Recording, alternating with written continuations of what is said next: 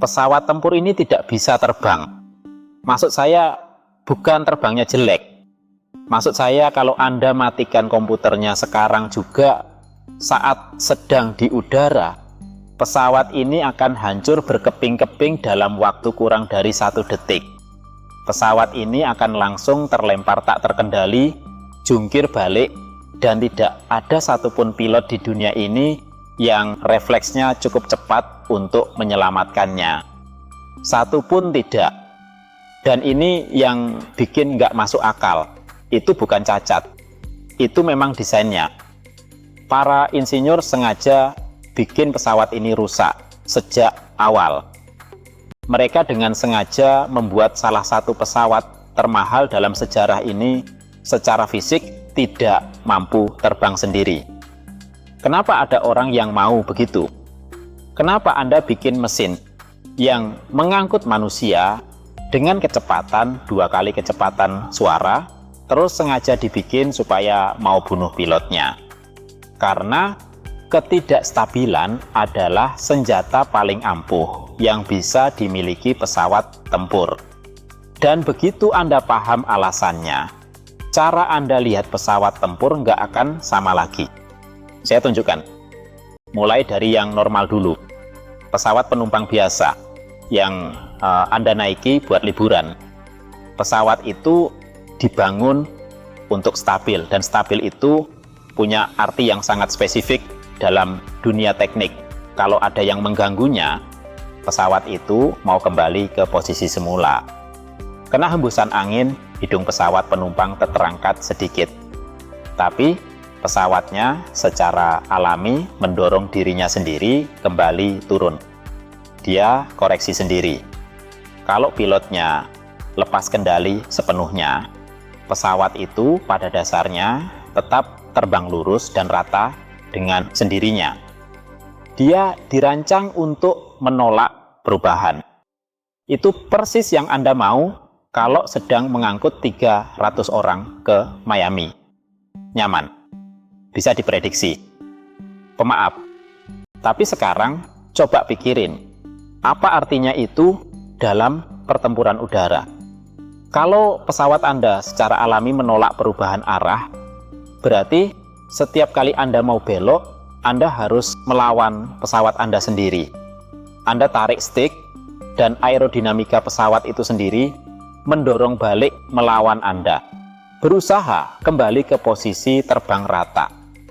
Stabilitas, hal yang bikin pesawat penumpang aman, adalah hal yang persis bikin pesawat tempur lambat bereaksi. Dan dalam pertempuran udara, pesawat yang belok duluan menang. Jadi di tahun 1960-an dan 70-an, para insinyur mulai tanya pertanyaan yang beneran gila. Gimana kalau kita lakukan kebalikannya? Gimana kalau kita rancang pesawat yang nggak mau tetap rata, tapi malah mau keluar dari posisi itu? Begini caranya. Dan ini cuma soal 2 titik invisible di pesawat. Setiap pesawat punya pusat gravitasi, titik di mana dia seimbang.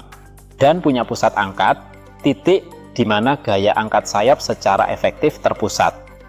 Di pesawat normal yang stabil, para insinyur menaruh pusat angkat di belakang pusat gravitasi.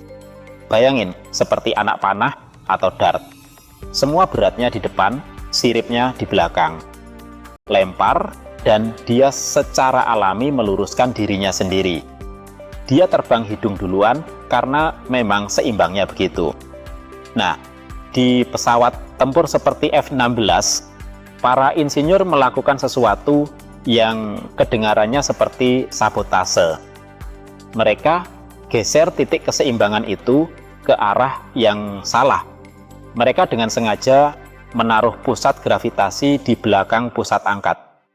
Anda baru aja bikin anak panah dengan beratnya di belakang. Coba deh, lempar dart secara terbalik kapan-kapan. Nggak terbang, lurus. Nggak koreksi sendiri.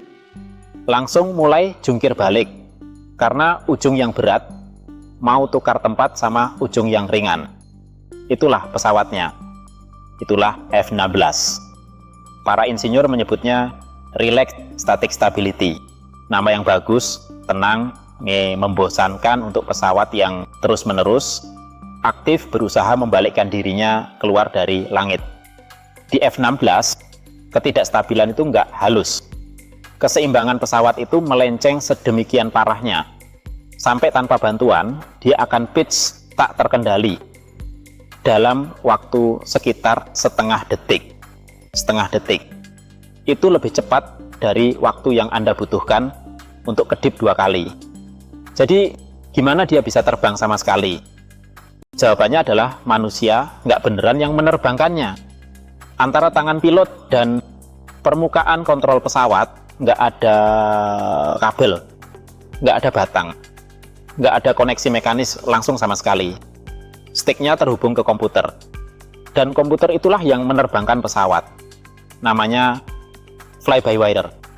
Dan inilah yang sebenarnya dia lakukan setiap detik pesawat itu di udara.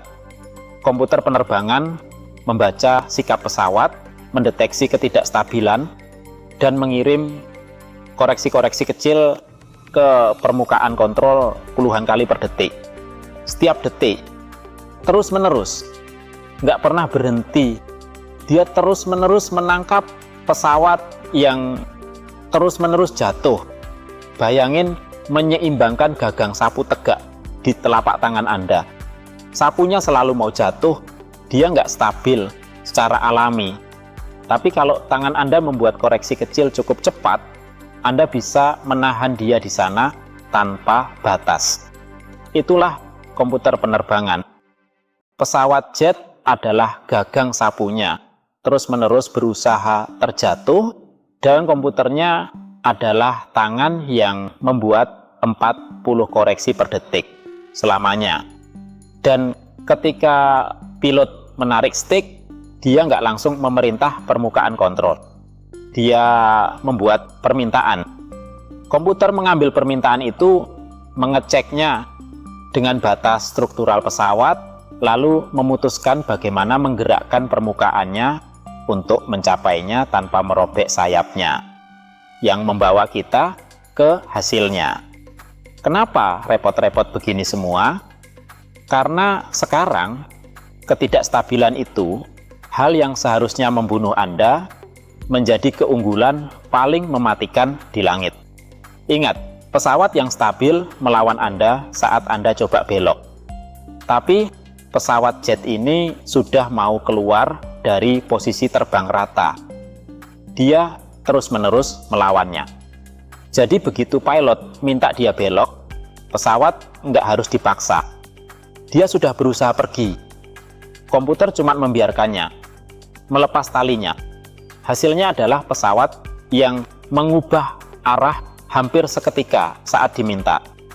Dia snap ke belokan. Dia balik arah lebih cepat dari desain stabil manapun.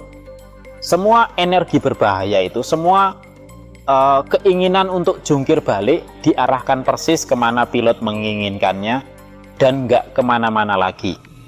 Anda nggak memperbaiki ketidakstabilan. Anda menjadikannya senjata. Dan ini bukan teori. Ada cerita yang membuktikan seberapa hidup benda ini sebenarnya. Januari 1974, Pangkalan Angkatan Udara Edwards, prototipe YF-16 dijadwalkan untuk tes taksi kecepatan tinggi. Bukan penerbangan, cuma lari cepat di landasan, roda di tanah, untuk mengecek sistemnya. Sekitar 175 knot, pesawat mulai bergoyang hebat dari sisi ke sisi. Kontrolnya begitu instan, brutal responsifnya, sampai setiap input kecil dari pilot tes diperbesar jadi osilasi liar. Pesawat jet itu memukul dirinya sendiri di landasan, hitungan detik dari kehancuran. Pilotnya, Phil Ostricher, punya waktu sekitar 1 detik untuk memutuskan. Dia bisa tutup throttle dan berisiko pesawat meluncur keluar landasan berkeping-keping, atau dia bisa lakukan satu-satunya hal lain yang tersedia. Dia lepas landas. Dia terbangkan pesawat jet itu, nggak direncanakan, nggak diotorisasi, di tes yang nggak seharusnya meninggalkan tanah. Dia naik, terbang sekitar 6 menit dan mendarat dengan selamat. Penerbangan pertama, pesawat tempur paling banyak diproduksi di era modern terjadi secara kecelakaan karena pesawatnya terlalu responsif untuk tetap di tanah. Itulah mesin yang kita bicarakan. Hari ini, filosofi desain ini ada di mana-mana. Pesawat tempur modern dibangun nggak stabil sebagai aturan, bukan pengecualian, dan semakin nggak stabil, semakin lincah. Beberapa pesawat siluman dibentuk begitu agresif demi radar, sampai mereka hampir nggak aerodinamis sama sekali, dan mereka cuma terbang karena komputer yang menyatukan mereka secara invisible, ribuan kali per detik, yang membawa ke kebenaran yang aneh dan sedikit mengganggu tentang pertempuran udara modern. Pilot di kokpit itu adalah salah satu manusia paling terlatih di bumi. Dia bisa tahan 9 kali gaya gravitasi. Dia bisa membuat keputusan hidup atau mati dalam pecahan detik. Dan dia bukan yang menerbangkan pesawat. Dia memberitahu pesawat apa yang dia mau. Komputer yang memutuskan bagaimana melakukannya, dosos yang lebih penting memutuskan apa yang nggak boleh dia lakukan. Bukan karena dia nggak cukup bagus, tapi karena pesawat yang dia duduki sedang jatuh dari langit terus-menerus dan cuman mesin yang bisa menangkapnya cukup cepat. Jadi lain kali Anda lihat pesawat tempur jet snap ke belokan begitu cepat sampai kelihatan seperti melanggar fisika. Ingat apa yang sebenarnya Anda lihat. Itu bukan pesawat stabil yang melakukan sesuatu yang mengesankan. Itu pesawat yang nggak stabil, ditangkap berulang-ulang oleh komputer yang nggak pernah berkedip. Dan sekarang Anda tahu persis kenapa.